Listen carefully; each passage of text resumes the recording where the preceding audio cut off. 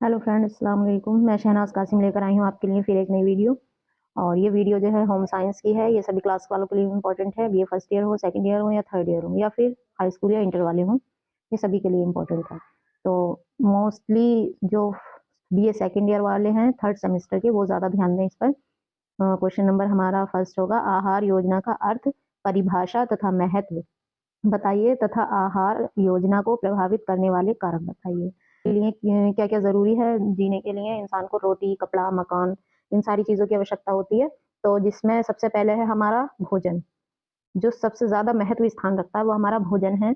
अगर भोजन नहीं है तो कुछ भी नहीं है। हम बिना घर के रह सकते हैं, बिना कपड़ों के रह सकते हैं, कम कपड़ों में गुजारा कर सकते हैं सब कुछ, लेकिन हम बिना आहार के, बिना खाने के गुजारा नहीं कर सकते। अब इसके आगे हम देखेंगे कि मनुष्य की मूल आवश्यकताओं के बारे में तो हम बता चुके हैं कि रोटी, कपड़ा, मकान, ये सभी हैं। अब पहली जो है हम उसके बारे में देखें कि हमें सिर्फ खाना ही चाहिए। खाने के साथ साथ हमें पौष्टिक आहारों की भी जरूरत पड़ती है। किसकी? पौष्टिक आहारों की। पौष्टिक आहार कैसे हैं?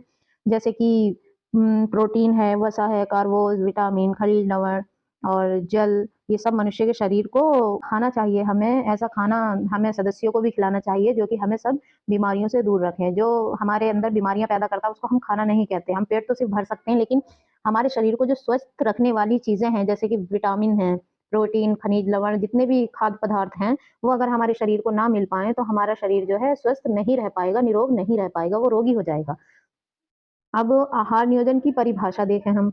डेफिनेशन ऑफ मील प्लानिंग, हमें कैसा लेना चाहिए? भोजन का अर्थ क्या है? भोजन क्या है? भोजन के साथ भोज्य समूह के भोज्य पदार्थों की मात्रा को आहार में इस तरह से सम्मिलित करना जिससे कि परिवार के सभी पौष्टिक तत्व पर्याप्त मात्रा में मिल सके। यानी कि ऐसा खाना जिसमें हमें प्रोटीन भी मिले, ठीक, वसा भी मिले, प्रोटीन, वसा, ये सारे जितने भी हैं, विटामिन, खनिज, लवण, जितने भी जो खाद्य पदार्थ आते हैं, वो सभी खाने में मिश्रित होने चाहिए।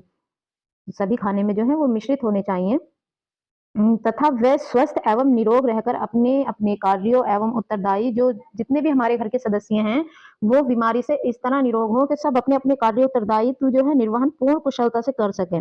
इसी को हम आहार नियोजन कहेंगे। आहार नियोजन किसे कहेंगे? कि हमें ऐसा खाना चाहिए जिसमें विटामिन, पौष्टिक आहार, जितने भी खनिज लवण हैं, वसा, प्रोटीन, पौष्टिक तत्व सारे के सारे सम्मिलित होने चाहिए।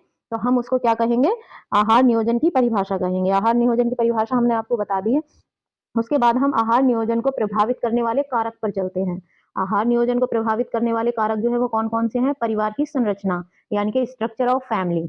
नंबर 2 है हमारा परिवार के सदस्यों की संख्या, नंबर ऑफ फैमिली मेंबर्स, परिवार के सदस्यों की रुचि, चॉइस ऑफ फैमिली मेंबर्स, परिवार की आर्थिक स्थिति, economic condition of family, economic condition of family, मौसम के अनुकूल पाक विधियां, यानी कि मौसम के अनुसार पकाना, cooking method according to season, विविधता, वैरायटी, अलग अलग क्या क्या चीजें होनी चाहिए, पोषक तत्वों की रक्षा, सेविंग ऑफ न्यूट्रिशन।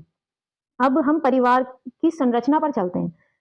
अगर हम ये देखें कि आहार आयोजन पर परिवार की संरचना का प्रभाव कैसे पड़ता है, तो परिवार की भिन्न खाद्य पदार्थों की आवश्यकताओं, उस परिवार के सदस्यों की आय, और जितने मतलब मर्द होते हैं, जितनी औरतें होती हैं, उनकी संख्या क्या है, उनको किन किन चीजों की जरूरत है, परिवार की संरचना कैसी है, उस पर हम उसको देखते हुए गृहिणी को जो है खाने पर ध्यान देना चाहिए। उसके अनुकूल गृहिणी को भोजन का निर्वाह करना चाहिए। हम परिवार के सदस्यों की संख्या पर, परिवार के सदस्यों की संख्या, member of family members, number of family members, किसी परिवार के आहार को प्रभावित करने वाला कारक उस परिवार की सदस्यों की संख्या भी है।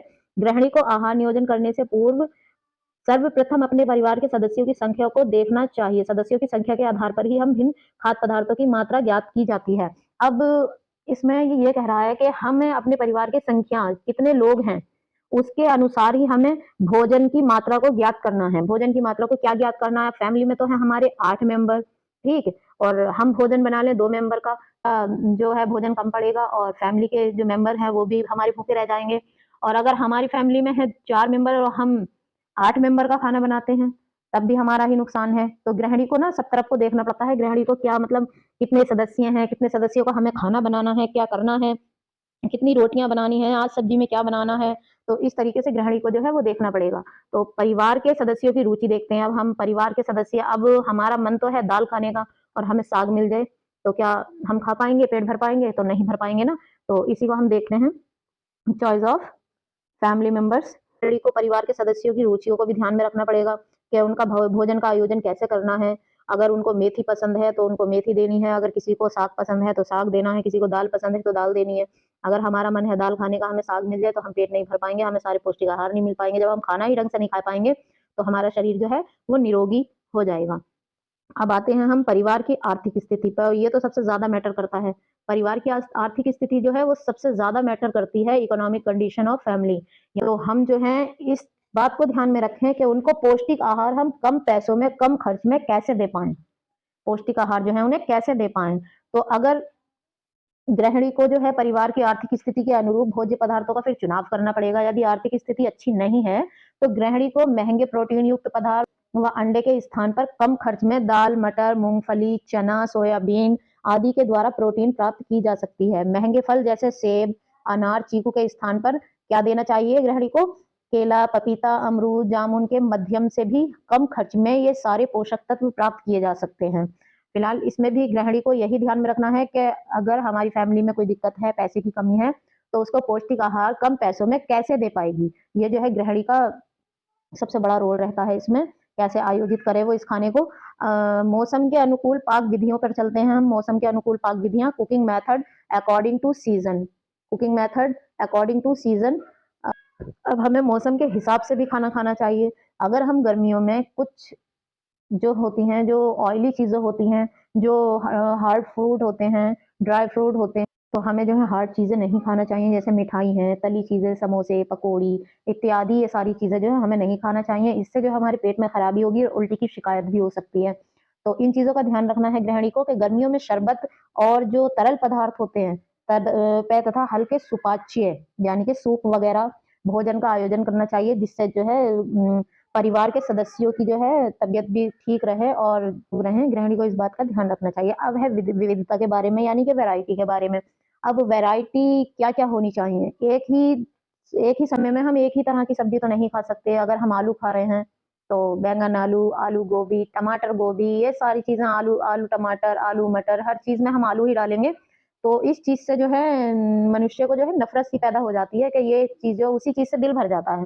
तो गृहिणी को जो है वैरायटियों का भी ध्यान रखना चाहिए। अगर एक समय में उसने टमाटर आलू बनाए हैं, तो दूसरे समय में जो है वो साग बना लें, तीसरे समय में वो दाल बना लें। तो इन चीज़ों का ध्यान जो है गृहिणी को रखना चाहिए, क्योंकि एक ही चीज़ खाने से बार-बार हमें प्रोटीन, वसा और जितने भी और पदार्थ होते हैं, वो हमें नहीं मिल पाते हैं। अब आते हैं हम पॉइंट नंबर 7 पर, पोषक तत्वों की रक्षा, saving of nutrition. Saving of nutrition, पोषक तत्वों की रक्षा, सेविंग ऑफ न्यूट्रिशन। अब पोषक तत्वों की रक्षा कैसे करें? सबसे महत्वपूर्ण बात जो है हमारी ये है कि हम पोषक तत्वों की रक्षा कैसे करें। तो पोषक तत्वों की हम रक्षा कैसे करें? गृहिणियों को चाहिए कि भोज्य पदार्थों को इस प्रकार काटें, धोएं, पकाएं ताकि पोषक तत्वों की पूरी तरह रक्षा हो सके। यानी कि उसको इतनी अच्छी तरीके से धोएं कि वो मट्टी, धूल, जितने भी कीटाणु वगैरह होते हैं वो सारे अच्छे से धुल जाएं। इसके लिए पकाने की उचित विधियां अपनानी चाहिए। हमें जो है खाना जो है वो कुकर में नहीं बनाना चाहिए, हांडी में बनाना चाहिए, ताकि जो है कम पके, कम गले और हमें हमारे पौष्टिक आहार जो है उसके वो नष्ट ना हो। अब कुकर में जब हम खाना बनाते हैं तो खाना गलता है लेकिन पकता नहीं है। अब जो है हम ध्यान देंगे इस पर, कुछ पॉइंट है पोषक तत्वों की रक्षा के लिए। अब पॉइंट नंबर हमारा 1 है ताज़ी सब्जियों का व्यवहार में लाना। अगर हम बासी सब्जियाँ खाएँगे तो वो हमें बीमार करेंगी। तो इसलिए गृहिणी को चाहिए कि ताज़ी सब्जियों को व्यवहार में लाएँ और ताज़ी सब्जियों का चयन करें। सब्जियों को काटने से पहले धो लें। फिर वही बात आ गई कि सब्जियों को अच्छी तरह से धोएँ, ताकि अगर हम पालक धो रहे हैं तो उसको इस तरीके से धोएँ कि उसमें स्टोन वगैरह ना रहे, रेता वगैरह ना रहे। तो उससे जो है हमारी गुर्दों की बीमारी होती है। अगर कोई रेता वगैरह जाता है तो हमारे गुर्दों वगैरह में पथरियाँ हो जाती हैं। वो इसी की वजह से होती हैं कि हमारे पालक भी अच्छे से नहीं धुल पाता, जो साग-सब्ज़ी है वो अच्छे से नहीं धुल पाती, तो रेता मिट्टी चला जाता है, उसी की पथरी बनती है। अब सब्जियों को कम पानी में पकाएँ, सब्जियों को कम पानी में पकाएँ। वही बात आ गई कि हमें कुकर में सब्ज़ी नहीं बनानी है, हमें सब्ज़ी हांडी में बनानी है ताकि कम गले। कुकर में सब्ज़ी हमारी ज़्यादा गलती है। आवश्यकता से अधिक देर तक पकाएँ, देर तक ना पकाएँ। आवश्यकता से अधिक देर तक ना पकाएं, बस इतना पकाएं जितना कि हमारे खाने योग्य खाना हो जाए। कितना पकाएं कि खाना खाने योग्य हो जाए। अब उसके बाद जो आते हैं हम पॉइंट पर, सोडा अथवा बेकिंग पाउडर का नवीनतम प्रयोग करें, यानी कि सोडे का कम से कम प्रयोग में लाएं हम। और जो है अब आपकी समझ में आ ही गया होगा, ये सभी के लिए वीडियो इंपॉर्टेंट थी। और अगर आपको कोई और होम साइंस की क्लास चाहिए, कोई और होम साइंस का टॉपिक चाहिए तो हमें कमेंट में बताएं, हम समझाने की पूरी पूरी कोशिश करेंगे। इसी के साथ अल्लाह हाफिज। अगर आप हमारे चैनल को सब्सक्राइब नहीं किए हैं तो हमारे चैनल को सब्सक्राइब कर लें और बेल आइकन को प्रेस कर लें ताकि आप हमारी कोई भी वीडियो मिस ना कर पाएं।